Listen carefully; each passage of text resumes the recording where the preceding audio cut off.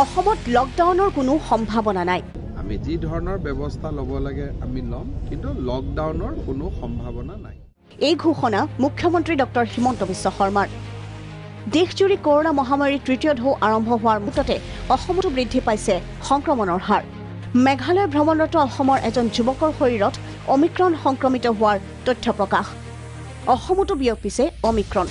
ডিগাৰৰ এজন যুৱকৰ দেহত ধৰা পৰিছে অমিক্ৰণ। অমিক্ৰণ অসমত ইতিমধ্যে প্ৰৱেশ কৰিছে আৰু সেইকাৰণে ৰাইজ সাৱধানে থাকিব লাগিব। কিন্তু এইটো মই ধাৰণাৰ ওপৰত কৈছোঁ, খালি মেঘালয় চৰকাৰে এজন ল'ৰাৰ জিনম ছিকুৱেন্সিং কৰি তেওঁৰ অমিক্ৰণ হোৱাটো কনফাৰ্ম কৰিছে, যি গুৱাহাটীৰ কাষৰ ডিগাৰুত থাকে।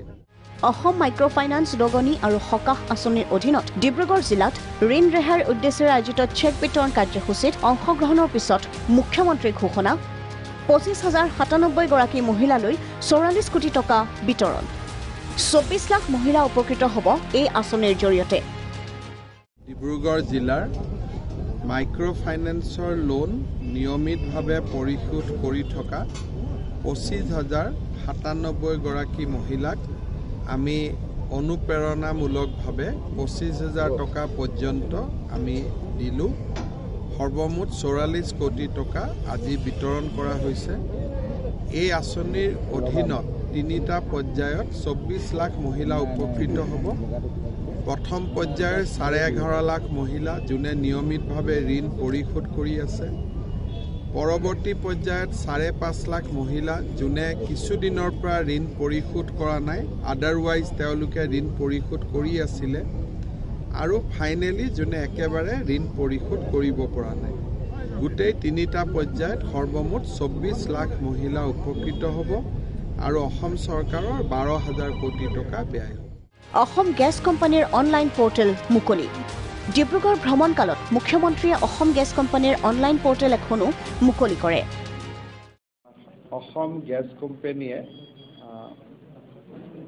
অনলাইন পৰ্টেল এটা মুকলি কৰিছে, যাৰ দ্বাৰা যিসকল গ্ৰাহকে নতুন কানেকশ্যন ল'ব খোজে বা তেওঁলোকৰ আন অসুবিধা থাকে, গোটেইখিনি যাতে অনলাইনৰ জৰিয়তে আমাক জনাব পাৰে আৰু আমি তেওঁলোকৰ ঘৰত গৈ সমস্যাবিলাক সমাধান কৰিব পাৰোঁ।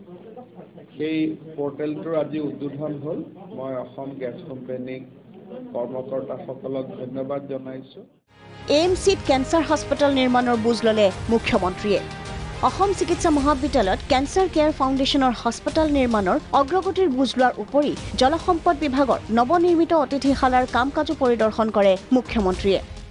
আমাৰ অসমত সৰ্বমুঠ 17খন কেঞ্চাৰ হস্পিটেল আমি বনাই আছোঁ আৰু সেই 17খন কেঞ্চাৰ হস্পিটেলৰ অন্ততঃ 10খন বা 8খন কেঞ্চাৰ হস্পিটেল আমি বহাগ বিহুৰ কাষে কাষে আমি উদ্বোধন কৰিব বিচাৰিছোঁ আৰু তাৰ কাৰণে প্ৰস্তুতি হৈছে। ডিব্ৰুগড়তো প্ৰায় 200খন বিচনাযুক্ত কেঞ্চাৰ হস্পিটেল বহাগ বিহুৰ কাষে কাষে তৈয়াৰ হৈ উঠিব।